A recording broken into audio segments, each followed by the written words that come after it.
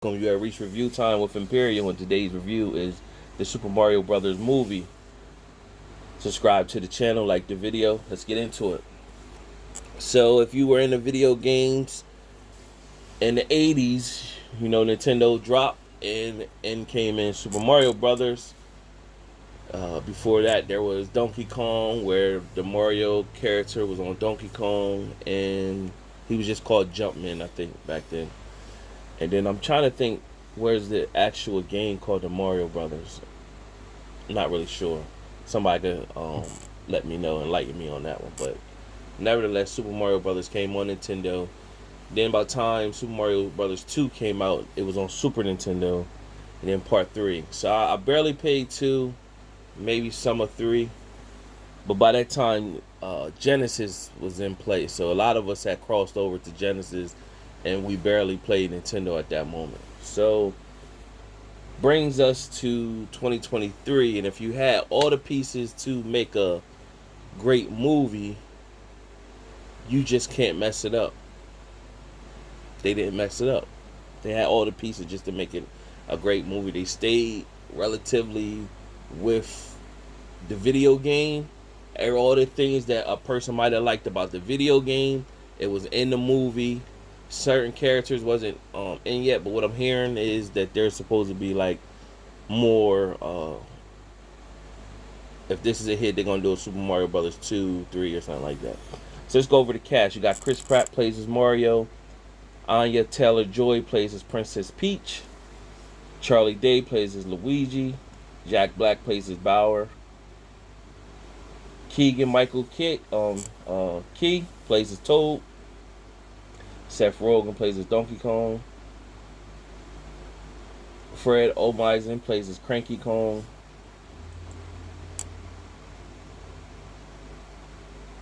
And Sebastian Maniscalco plays as Spike. And that's pretty much the main characters. On the very first Mario, Super Mario Brothers, all we could use as play was Mario. Part 2, you got the option to use the Princess, Toad, and Luigi and Mario. So you got a chance to use different cast members. Now, one character that wasn't in this movie is Yoshi. So Yoshi was a popular character, but I don't know. I can't really remember when did Yoshi come into play. Maybe Yoshi didn't come into play until um, Mario Brothers 3 or whatever. But Yoshi was a popular character as well. So of course, in part 2, they'll find a way to bring Yoshi's character into play. Nevertheless, it was a good storyline. It started off just basically when the beginning of Mario Brothers, beginning of the game, it just starts you coming out of a pipe. So what this movie tells you is Mario and Luigi, they just broke off from a company. They started their plumbing service, and the family is not really supporting them, but the mom is being supportive. They're down on Mario, basically saying that he's bringing Luigi down. Big pipe burst in Brooklyn, and Mario said we can save it. They go down in the sewers to figure out where the bus was, and then it landed them into a tunnel that ended up being a pipe that first sucked Luigi in, and then it sucked Mario in. And he pretty much tried to grab Luigi, but Luigi ended up in the dark side of the whole area with the princess and Bowser. So you pretty much ain't see much of Luigi in this movie. You've seen him at moments.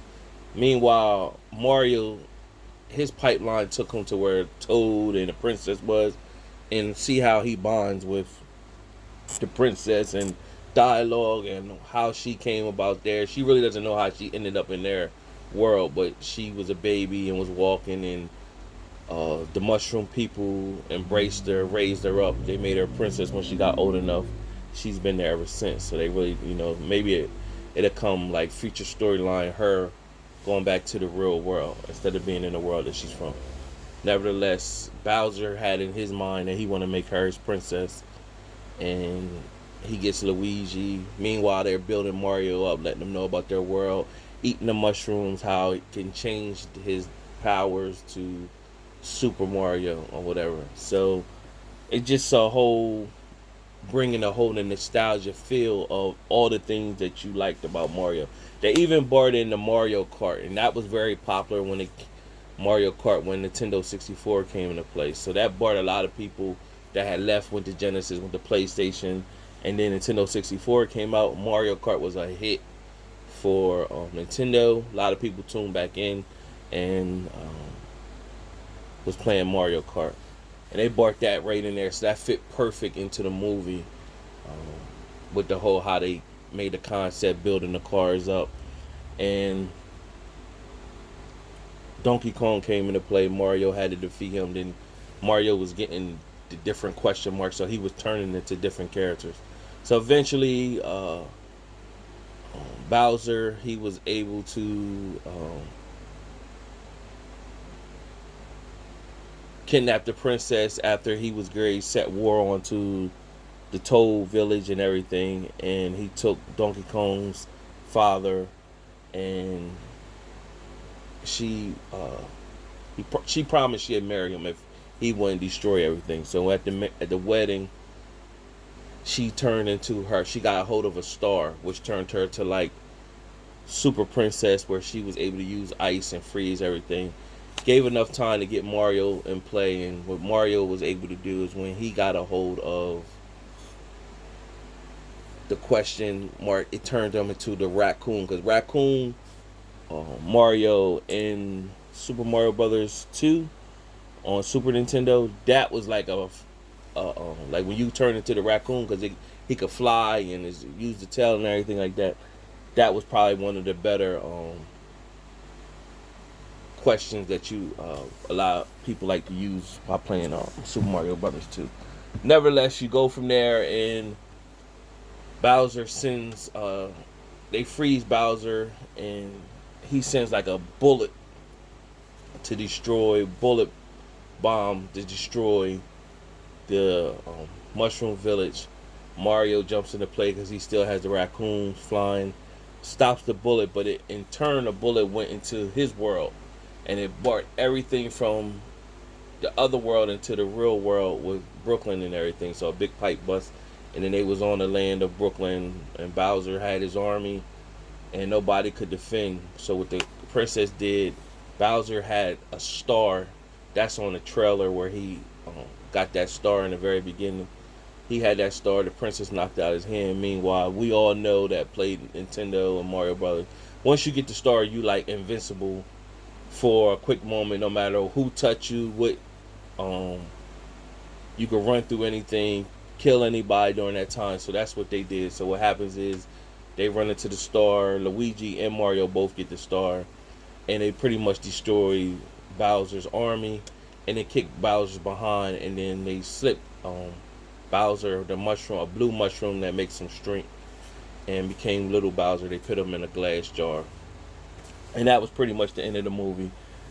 But it's definitely, I believe the movie will be a success and will push them to create a number 2.